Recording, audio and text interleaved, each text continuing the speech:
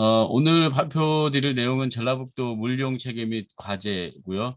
아무래도 저희 같은 경우는 망경강과 동진강을 대상으로 연구가 많이 진행이 되고 있기 때문에 오늘 발표드릴 내용은 주로 망경강과 동진강에서 이루어지고 있는 뭐 현황과 그다음에 과제에 대한 부분을 중심으로 말씀을 드리도록 하겠습니다.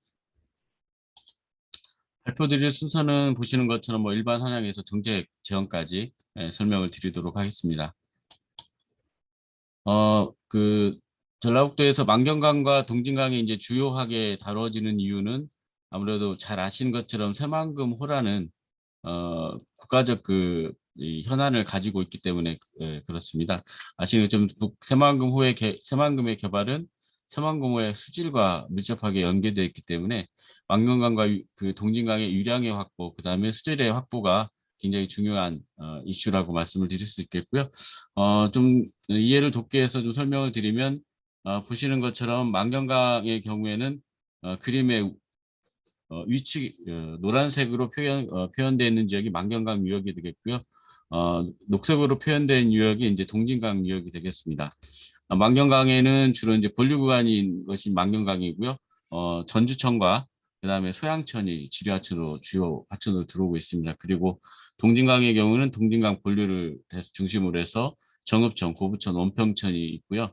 어, 보시는 것처럼 주요 특징은 망경강과 동진강에 농업 지역이 많이 분포하고 있기 때문에 농업 지역에서의 여러 가지 유량과 사용되는 유량, 그 다음에 여기서 나오는 수질관리적인 측면이 이 하천과 생황호에 많은 영향을 미치고 있다 이렇게 말씀을 드릴 수 있겠습니다. 망경강과 동진강에는 이제 물이 공급되는 형태가 유역 내와 유역 외로 이렇게 구분을 해 볼 수가 있는데요. 망경강 유역의 경우에는 대하 그다음에 경천지라고 해서 유역 내에 공급지가 있습니다. 주로 이제 이 대하지와 경천지는 그림의 우측에 있는 그림에서 보시는 것처럼 이제 주요 그 망경강 유역권 내에 있는데 농업용수를 공급하는 공급처가 되고 있습니다. 그리고 유역 외에서는 금강의 상류 지역인 용담댐에서 공급하는 라인과 그다음에 금강 하류 지역, 금강 하구뚝이라고 할 수 있는 지역에서 공급되는 서포 나포 양수장이 있습니다. 용담댐은 주로 이제 생활 용수가 공급이 되고 있고 서포 나포는 이제 농업 용수가 공급되는 라인이 되겠습니다. 이렇게 공급되는 것은 이제 망경강을 흘러가면서 어읍보라고 하는 중간에 이제 그림 위측에 보면 가운데에 그림이 있는데요. 어읍보라는 지점에서 이제 용수가 한 번 치수가 되는데 그 지역에서는 주로 농업 용수가 치수가 되고요. 고산 정수장이라는 곳에서는 이제 생활 용수가 치수가 되도록 이렇게 설계가 되어 있습니다. 그리고 동항진강 유역에서는 유역권 내에는 이제 부안댐이 있고요. 그다음에 유역 외에서는 섬진강댐으로부터 물이 공급받고 있습니다. 부안댐은 주로 이제 생활 용수가 주 공급이 되고 있고 유역 외에서는 섬진강댐에서 공급이 되고 있는데 대부분 이제 농업 용수가 동진강으로 공급되는 것이 대부분이라고 말씀드릴 수 있겠고 일부 이제 생활 용수가 공급이 되고 있긴 하지만 아주 미미한 상황이라고 말씀을 드릴 수 있겠습니다. 이렇게 해서 공급되는 것은 이제 크게 이제 농업용수 라인하고 그다음에 이제 생활용수 공급 라인이 있는데 동진강 도수로 그다음에 김제간선, 정읍감선 이런 그 농업용수 라인을 통해서 농업용수가 공급되고 칠보 치수장에서 생활용수가 치수가 되면서 정읍 지역에 생활용수를 공급하는 형태로 이루어져 있습니다. 좀 더 자세히 살펴봐 드리면 이제 망경강 수계의 경우에는 좀 더 그 자세한 그림을 볼 수가 있습니다. 보시는 것처럼 그 앞서 설명드렸던 농업용수의 공급 라인 그 왼쪽에 그림의 하단이 있는데요. 어부라는 곳에서 물이 공급이 되게 되면 대하 간선이라는 곳을 통해 가지고 그 옥구 지역, 이 군산 지역까지 농업용수를 공급하도록 되어 있습니다. 그래서 전체적으로 이 라인은 망경강 상류 유역에 농업용수 공급이 되는 라인이고요. 중간에 이제 저희 같은 경우는 익산 지역에 농업용수가 생활용수 또는 공업용수로 농업용수가 전응돼서 공급되는 형태도 나타나고 있습니다. 그리고 금강 하구뚝인 서포와 나포 지역에서는 이제 옥구도수로와 익산도수로를 통해 가지고 이제 농업용수가 공급이 되는데 망경강 유역뿐만 아니라 넓게는 이제 이 공급되는 라인이 동진강 유역의 농경지까지도 물을 공급하는 이런 형태로 되어 있습니다. 동진강과 망경강 유역의 물의 공급이 적고 많음에 따라서 상대적으로 이제 물이 많은 지역에서 물이 부족한 지역으로 공급이 이루어지는 형태로 해서 망경강과 동진강의 유역의 농업용수 공급 라인들이 서로 상호 연계가 되어 있는 형태가 되겠습니다. 우측에 있는 그림은 저희가 이제 망경강의 그런 물의 공급 라인을 좀 더 깊이 있게 이해하기 위해서 저희가 연구 과정에서 망경강과 동진강에 어떻게 물이 공급되는지를 좀 세밀하게 좀 라인들을 좀 구축해 본 그림이 되겠습니다. 보시는 것처럼 제일 위축에 있는 가장 중요한 용수 공급처에 이제 공급처가 용담댐, 대하지, 동상지, 경천지 이렇게 어, 이, 되어 있고요. 어, 왼쪽에 그러면 이제 납포, 서포 양수장이 있죠. 이런 지역에서 이제 공업용수가 공급돼서 어떻게 각각이 지역들에게 공급이 되는지를 전체적으로 그림을 그려진 것이 되겠습니다. 보시는 것처럼 납포나 서포 양수장에서 공급되는 어, 이 농업용수가 가운데 있는 그 파란색의 만경강 본류관을 넘어서 가는 것을 볼 수 있겠고요. 끝에 보시면 이제 능제라고 있는데 능제 지역의 경우에가 이제 아까 말씀드렸던 동진강과 만경강이 서로 연계해서 농업용수를 상호 이용할 수 있도록 설계된 지역이라고 말씀드릴 수 있겠습니다. 동진강 수계입니다. 동진강 수계의 경우는 앞서 설명드렸듯이 섬진강에서 공급되는 양이 다수를 차지를 하고 있습니다. 섬진강댐에서는 동진강 유역으로 두 개의 라인을 통해서 동진강 유역에 물을 공급을 하게 되는데요. 그림의 우측 아래에 있는 우남 수갱이라는 곳에서 터널을 통해 가지고 섬진강에서 동진강 본류로 물을 보내주는 형태가 있고요. 그 다음에 칠보 발전소라고 해서 유역병식의 발전을 한 이후에 발전 용수를 농업용수로 공급되도록 설계되어 있는 라인이 있습니다. 그래서 두 개의 섬진강댐에서 두 개의 라인을 통해서 동진강 본류로 물이 공급되게 되는데 대부분의 경우에 물의 공급은 이제 칠보 발전소를 통해서 동진강 유역에 공급이 됩니다. 이렇게 해서 두 개의 라인이 물이 공급이 되면 일부가 칠보 취수장에서 생활용수로 활용되고 나머지는 이제 보시는 것처럼 왼쪽에 동진강 도수라는 것이 있고 정읍간선이 있죠. 그다음에 오른쪽에 이제 김새간선이라는 라인을 통해서 동진강 유역 전체 농경지에 농업용수를 공급하는 형태로 이루어져 있는 것이 이제 동진강 유역의 물의 공급 체계라고 말씀을 드릴 수 있겠고요. 이 김제간선 끝에 있는 부분이 아까 말씀드렸던 능제라는 곳과 만나지면서 김제와 그 동진강 유역과 망경강 유역의 농업용수를 탄력적으로 공급하는 형태로 이루어졌다 이렇게 설명을 드릴 수 있겠습니다. 동진강 유역 역시 저희가 이제 연구 과정에서 좀 물의 이용 체계를 좀 이해하기 위해 쉽게 그림을 그려본 상황이 되겠고요.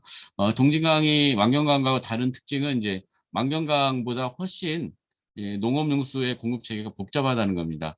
망경강의 경우에는 앞서 설명드렸듯이 대간선수로라든가 서포와 납포라는 라인을 통해서 아주 일목요연하게 물이 공급되고 있다고 하면 동진강 유역의 공급 체계를 보면 상당히 그 내부의 지류천 자체에서도 유역을 수계를 변경해 가면 넘어가면서 물이 공급되고 있는 특징을 보이고 있는 것이 이제 동진강 수계의 특징이라 말씀을 드릴 수 있겠습니다. 좀 한 예를 들으면 그림의 우측에 보면 이제 정읍천하고 아래쪽에 고부천이라는 곳이 있는데 정읍천에서 사용됐던 물이 원격적으로 흐르는 물이 지역을 넘어서 고부천 유역으로 넘어가는 형태. 그래서 물이 전체적으로 농업용수의 공급의 목적에 따라서 양쪽의 지류천이 활용되는 이런 특징을 가지고 있는 것이 이제 이 동진강의 특징이라고 말씀을 드릴 수 있겠고 그러다 보니까 전반적으로 동진강에서의 수질의 관리적인 측면이 농업 쪽의 이 관리적인 필요성이 굉장히 중요하게 보여지는 것이 이제 동진강 수계의 특징이라고 말씀을 드릴 수 있겠습니다. 좀 더 이제 자세히 설명을 드리면 이제 만경강 수계부터 먼저 현황을 말씀을 드리고 저희들과 만경강 수계에 대한 여러 가지 연구 과정에서 어떤 문제점에 대한 인식을 하고 있는지에 대해서 말씀을 드리고자 합니다. 만경강의 경우에는 앞서 설명드렸듯이 내부 공급원으로 경천지, 대하저수지, 외부 공급원으로 용담댐, 서포, 나포가 있고요. 보시는 것처럼 총 평균적으로 이 내부와 외부를 통해서 공급되는 양이 약 5억 5천만 톤 정도가 됩니다. 그중에서 내부에 공급이 되고 있는 양이 약 1억 1천만 톤 정도가 되고요. 외부에서 공급받고 있는 것이 약 4억 3천만 톤 정도가 됩니다. 따라서 절대적으로 만경강의 경우에는 외부의 공급원에 의해서 용수를 공급받는 이런 체계가 되어 있고요. 그리고 생활용수는 대부분 용담댐에서 공급을 받고 있기 때문에 경북권의 이 생활용수의 그 공급원의 이 가장 중요한 위치를 차지하고 있는 것이 이제 용담댐에라고 말씀을 드릴 수 있겠습니다. 저희가 용담댐으로부터 물을 공급받는 것은 이제 보시는 것처럼 용담댐 다목적 건설 기본계획에 있는 고시에 따라서 물을 공급을 받고 있습니다. 이 고시에 의하면 저희 전북권에 전주 측으로 보내줄 양이 이제 4억 9천만 톤이 있고 CMS로 따지면 15.6 CMS 정도를 저희가 공급받도록 고시가 되어 있습니다. 따라서 이, 이 고시 내용에 따라서 저희한테 공급이 이루어지고 있고 주요 이제 용수의 공급은 이제 생활과 공업 용수를 공급을 하도록 되어 있습니다. 근데 이제 여기서부터 저희가 갖고 있는 문제 의식이 이제 를 말씀을 드리고자 하는데요. 현재 저희가 공급을 받고 있는 것이 이제 생활 용수가 주가 되고 있고 농업 용수적인 측면은 아직 저희가 이제 공급받는 측면이 좀 미미합니다. 따라서 이런 공업 용수의 공급을 어디에서 받을 것이냐에 대한 부분에 대해서 상당히 고민을 하고 있고 이런 부분에서 이제 충남권하고의 여러 가지 물 배분 문제에서의 상호간에 상충되는 부분들이 나타나고 있지 않나 이렇게 생각이 됩니다. 자, 공업용수를 말씀을 드렸기 때문에 공업용수에 대해서 좀 더 자세히 설명을 드리도록 하겠습니다. 저희들이 원래는 용담댐에서 공업용수를 공급받도록 되어 있는데 실질적으로 살펴보면 유역권 내에서의 공업용수는 망경강의 하천에 사용 허가를 받아서 농업용수를 공급을 받는 것이 다수입니다. 저희가 총 망경강 유역 내에서 공업용수를 공급되고 있는 양이 제가 이제 조사한 바에 의하면 5.78 CMS 정도가 공급을 받고 있는데 하천에서 공급받고 있는 양이 약 1.6 CMS 정도로 공급받고 있고요. 그 다음에 이제 농업용수인데 앞서 설명드렸듯이 농업용수 공급 라인에서 일부 지자체에서 전용해서 사용되고 있는 양들이 있습니다. 즉 생활용수라든가 공업용수로 전용해서 사용하고 있는 양이 0.89 CMS 정도가 되고 있고요. 저희가 이제 공업용수가 용담댐에서 망경강으로 공업용수를 공급하도록 되어 있는데 보면 이제 망경강으로 공급되기보다는 현재 상태에서는 금강으로 본류로 보내서 금강 하부에서 군장산업단지로 보내는 형태로 공업용수를 공급받고 있습니다. 이렇게 해서 공급받는 양이 약 3.18 CMS 정도가 됩니다. 그 외에 이제 지하수를 통해서 공업용수를 공급받는 양이 한 0.10 정도가 되죠. 저희가 이제 여기서 문제의식을 갖고 있는 것은 원래 이제 용담댐에서 공급받기로 되어 있던 공업용수를 그대로 받았다고 하면 하천에서 취수되는 이 공업용수량이 상당히 하천의 유지용수로 활용되는데 유익할 텐데 현재에서는 지역에서도 그 산단 개발이 지속적으로 이루어지고 있어서 또 이런 하천에서의 공업용수에 대한 사용 허가가 지속적으로 이루어진다고 하면 하천의 생태 건강성이라든가 수질적인 측면에서 악영향을 미치지 않을까 하는 이제 문제의식을 갖고 있습니다. 따라서 가능하면 저희 이 지역의 입장에서는 이 공업용수의 경우에는 원래 고시된 목적에 따라서 용담댐에서 공급받는 것이 하천의 어떤 물의 상태를 용이하게 좋게 하도록 하는데 좀 도움이 되지 않을까 싶어서 그런 측면에 이제 정책적인 부분에 방향을 설정을 하고 있습니다. 나포와 서포 양수장입니다. 나포와 서포 양수장의 경우에는 보시는 것처럼 2009년부터 2018년까지 평균적으로 보면 서포에서 2.5이고 나포에서 2.4 정도의 CMS 정도의 용수를 공급하고 있습니다. 특징적인 부분은 뭐냐면 보시는 그래프에서 아시는 것처럼 서포와 나포에서 공급되는 양이 매년 증가를 하고 있다는 거죠. 추세적으로. 그러니까 초기에 2009년에 공급받던 양보다 2018년에 서포 나포에서 공급되고 있는 농업용수 양이 상당히 증가를 하고 있다는 거죠. 그래서 이런 부분들이 지속적으로 증가를 할 경우에 저희가 봤을 때는 충남권에서 현재 정책적으로 추진하고 있는 기수역이 복원이라는 측면하고의 충돌의 가능성이 높아진 거예요. 왜냐하면 전북권에서의 그 서포나포에 대한 그 의존도가 상당히 높아지고 있는 것을 이제 나타내는 그래프이기 때문에 결과적으로 이런 부분에 대한 해결이 되지 않으면 이 서로 간의 정책적인 그 추진 방향에서의 충돌성이 나타날 수밖에 없다. 그래서 이런 부분에 농업용수의 그런 이 석분화부의 의존도를 어떻게 낮추느냐에 대한 부분이 주 지자체에서의 갈등 요인을 해결하는 중요한 키가 되지 않을까 이렇게 생각이 되는 부분이라고 말씀을 드릴 수 있겠습니다. 다음으로 이제 만경과 본류 쪽에서 나타나는 현상들인데요. 이제 원래 앞서 설명했듯이 대하와 경천저수지는 농업용수를 공급하는 라인입니다. 그래서 이 대하 경천저수지가 담당하는 유역이 만경강 유역에 내에서의 농업용지에 대한 용수 공급이 주 목적입니다. 그렇다면 대하와 경천지에서 나오는 물의 양이 원활하게 어업부에서 치수돼서 활용이 되는 것이 이제 타당한 그런 전개인데, 보시는 것처럼 이제 만경강과 상류에서의 대하 경천지 저수지에서의 공급량과 그다음에 농업용지를 취사하는 어업부에서의 취수량을 보면 상호 어떻게 보면 동등한 양으로 이 방류와 치수가 이루어져야 하는데 그렇지 않습니다. 오히려 어업부에서 치수량이 더 많아지는 상황입니다. 그래서 보시는 것처럼 평균적으로 보면 어업부의 취수량이 4.1 CMS 정도 되고요. 대학 경천지가 이제 3.6 CMS 정도가 됩니다.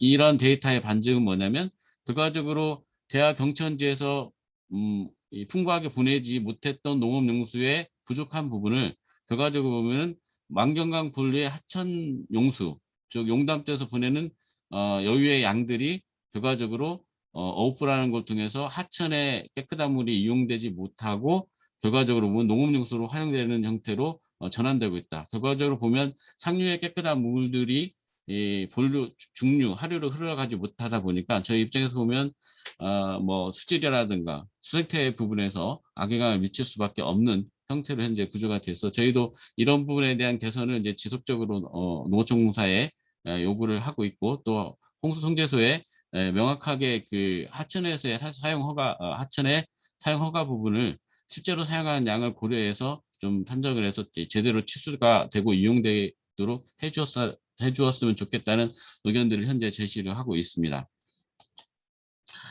다음으로 동진강 수계에 대해서 말씀을 드리고자 합니다. 동진강 수계에는 이제 여기도 마찬가지로 저희가 이제 전라북도와 광주 전남 간에 이제 여러 가지 이해 충돌이 일어난 지역이 이제 섬진강 유역인데요. 섬진강 경우에도 보시면 저희가 이 물의 공급은 고시의 양에 따라서 공급을 받고 있습니다.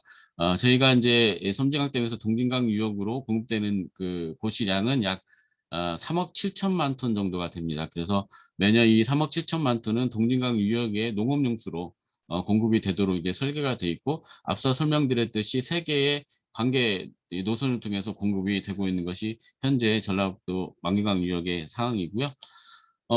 그러나 현실적으로 보면 이게 3억 7천만 톤이 제대로 공급이 되고 있느냐 이 부분에 대해서는 데이터를 보시면 상당히 어렵습니다.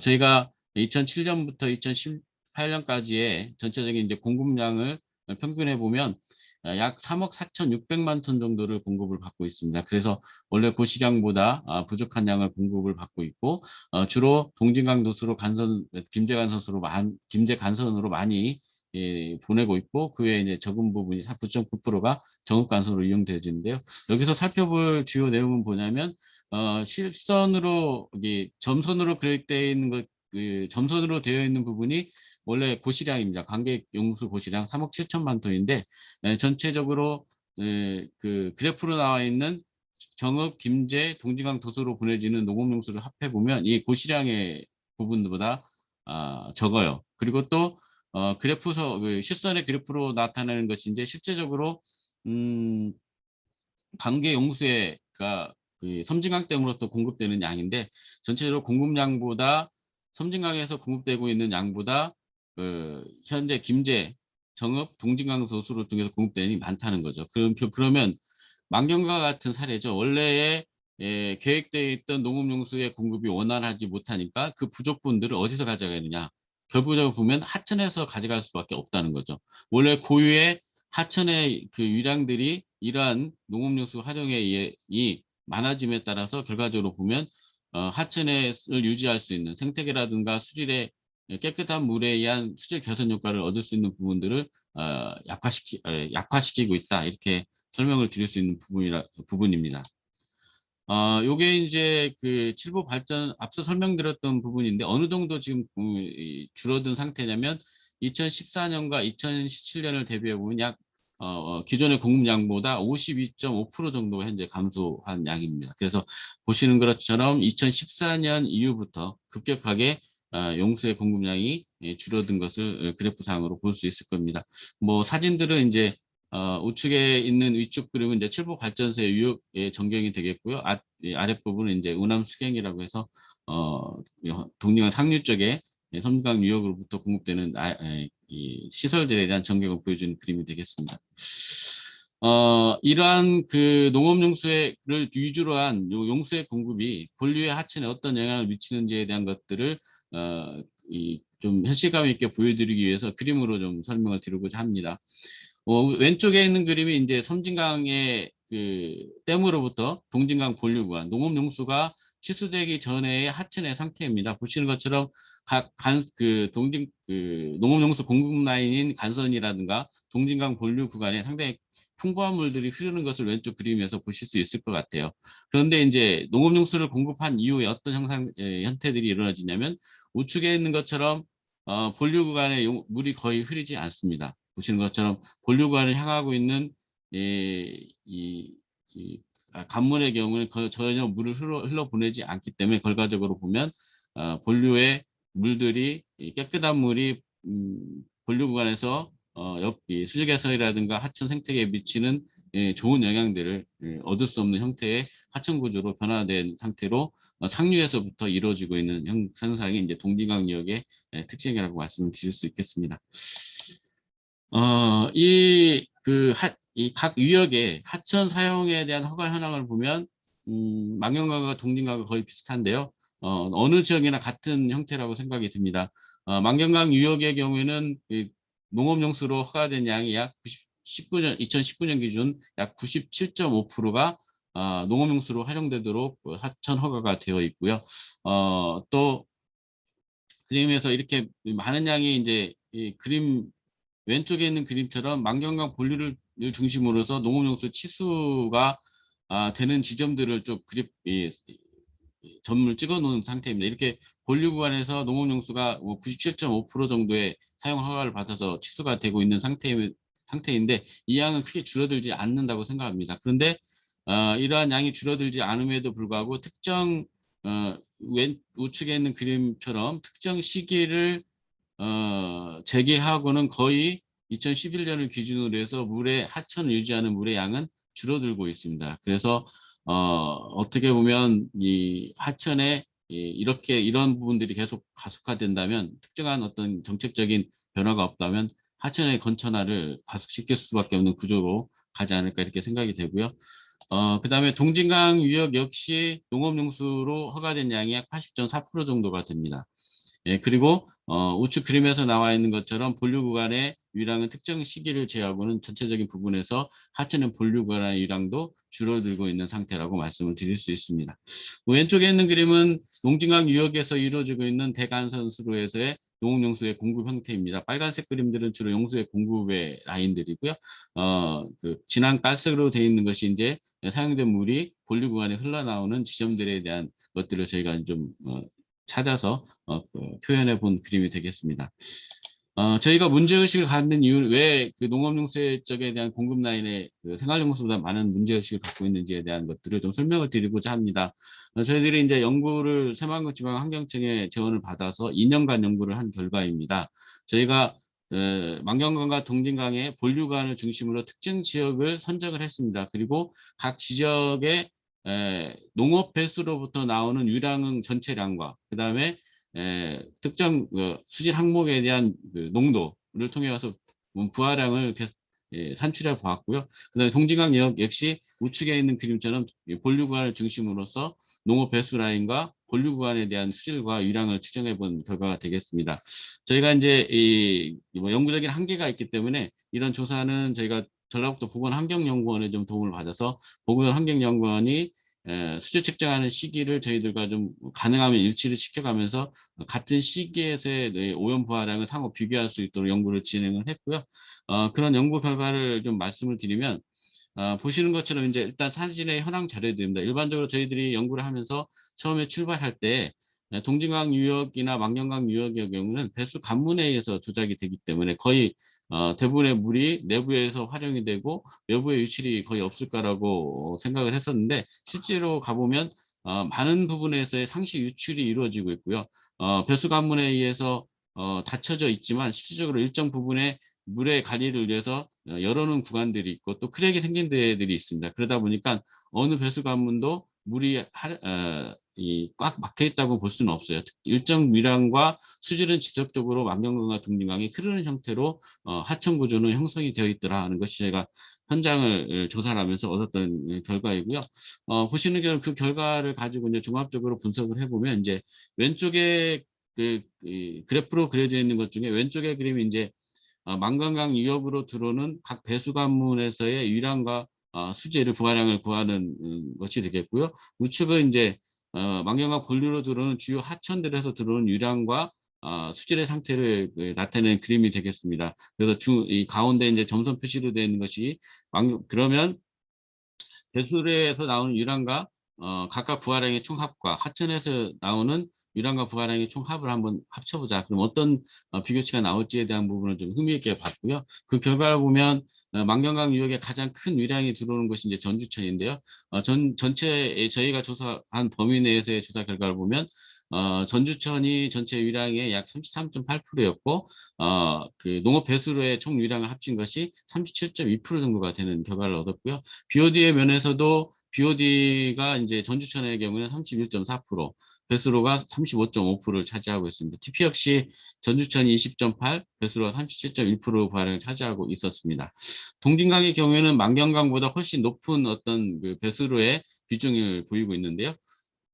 보시는 것처럼 동진강의 경우에는 배수로가 차지하는 그 유량의 정도가 이제 49% 정도가 되고요. 부하량은 더 높습니다. 그래서 BOD가 배수로가 62.2%, 그다음에 TP가 배수로가 56.2% 정도를 차지하고 있어서 하천 내에서의 수질 관리라든가 유량적인 측면에서의 그 농업 배수를 통해서 나오는 이 유량과 그 부하량을 무시할 수 없는 상태이다. 이거를 이제 나타내는 그런 연구 결과가 아닌가 이렇게 생각이 듭니다. 물론 이제 이런 발표를 드리면 농업용수나 이런 그 농업 쪽에 상당히 이 여러 가지 우려를 하시는 부분들이 있습니다. 물론 이제 이 농업 배수로 자체가 농업 지역에서 나오는 전체적인 그 부하량을 차지했다고 볼 수는 없고, 또 일부의 경우에는 이제 지역에 마을 지역에서 나온 여러 가지 하수도 또 같이 포함이 되고 있기 때문에 특정한 어떤 그 농업 쪽에만 포커스를 맞출 수는 없다고 보는데, 일단 이런 그 농업 배수로에서의 유출되는 그 농업 배수로에 포함돼서 나오는 여러 가지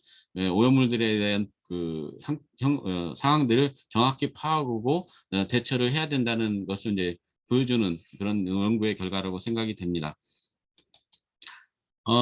정책적 제언입니다. 저희가 이제 연구를 하면서 요즘에 이제 각 그 농업용 저수지라든가 댐이라든가 이것에 그 어떤 그 용도 기능적인 부분을 좀 다기능화하자 이런 정책적인 그 제안들이 있고 그런 방향으로 추진이 되고 있는데, 제가 이제 연구를 하면서 제안했던 것이 뭐냐면, 기존의 형태를 보면 댐의 경우에 저희가 이제 용담댐의 사례를 보면 원래 생활용수와 공업용수를 공급하도록 기능적으로 설계가 되어 있었는데, 실제로 보면 이제 이 용담댐의 경우는 생활용수만 공급하는 형태가 되어 있어요. 그러다 보니까 공업용수를 공급하지 않은 부분에 대해서 결과적으로 지역에서는 다른 형태로의 공업용수를 확보를 하고 있다는 거죠. 결과적으로는 이 공업용수를 농업용 저수지를 활용한다든가 아니면 하천을 이용해서 공업용수를 하게 됩니다. 결국은 이런 그 현황이 결과적으로 저희 입장에서 보면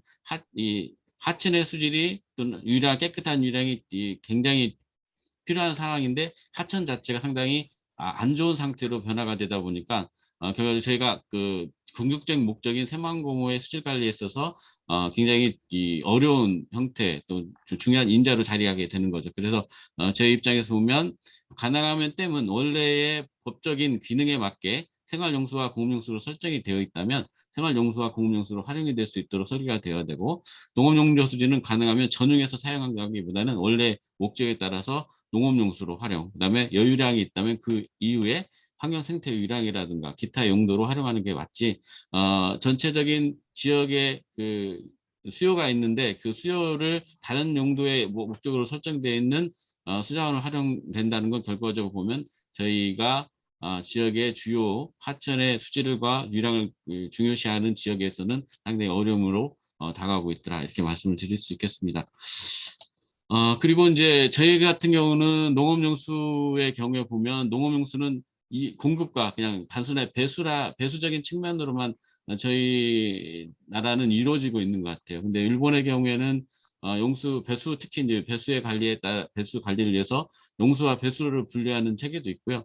또 가능하면 농업용수의 활용을 한 이후에 배수가 하천이라든가 기타 이제 그 호에 영향을 미치는 걸 최소화하기 위해서 재순환하는 형태의 농업 구조를 가지고 있습니다. 근데 저희는 일반적으로 이런 구조는 전혀 가지고 있지 않고 일반적으로 그냥 바로 배수를 하는 형태로 이루어지다 보니까 갈수록 이 농업 배수에 의한 하천의 수질적인 부하가 높아질 수밖에 없는 구조에 있다. 그래서 농업용수의 활용 체계에 대한 부분, 어떻게 활용할지에 대한 부분도, 그리고 이용한 이후에 어떻게 관리할지에 대한 부분도 심도 있게 논의할 수 있는 시점이 아닌가, 이렇게 생각이 됩니다. 이렇게 되었을 때만이 저희 지역뿐만 아니라 다른 지역도 수질 관리에 있어서 좀 더 용이해지지 않을까, 이런 생각이 들었습니다. 이상으로 저희 그 지역에 대한 내용을 발표를 드렸습니다. 짧은 시간에 이제 지역의 현안에 대해서 자세히 설명을 드리는 것은 좀 어려울 거라 생각이 듭니다. 오늘 여러 가지 질문을 해주시면 성실성껏 답변을 해드리고 또 오늘 좋은 의견 나오면 또 지역에 활용을 할 수 있도록 하겠습니다. 짧은 시간 감사드립니다. 이상입니다. 네, 김보욱 박사님, 좋은 발표 감사드립니다. 망경강 동진강에서 농업용수가 차지하고 있는 그 중요성이 굉장히 크네요. 저도 네, 그렇습니다. 예전에 망경강 동진강의 새만금